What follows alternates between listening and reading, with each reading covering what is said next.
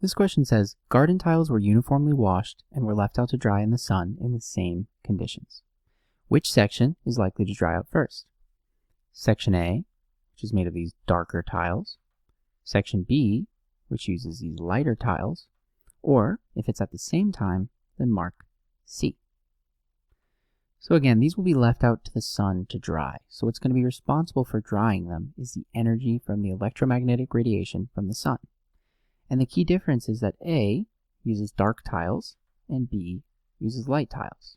So we can think of them as just black and white, even though I'm sure they're technically just shades of gray. So when we have a surface and we have incident light, we have light coming in to hit that surface, a few different things can happen. First of all, that light can be transmitted. So for a material like glass, that light will go through that material to come out the other side and continue on its path.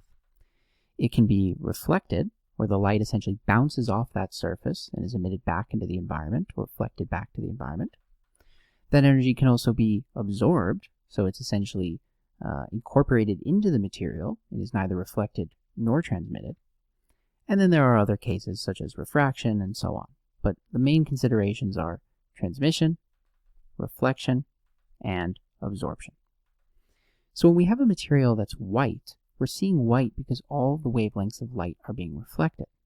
And when we see a material that's black, we're seeing black because all of those wavelengths are being absorbed, and therefore we have the absence of that color. So for tiles such as A that are darker or closer to black, it will be absorbing more energy as compared to the white or the lighter tiles, which will be reflecting more of that energy.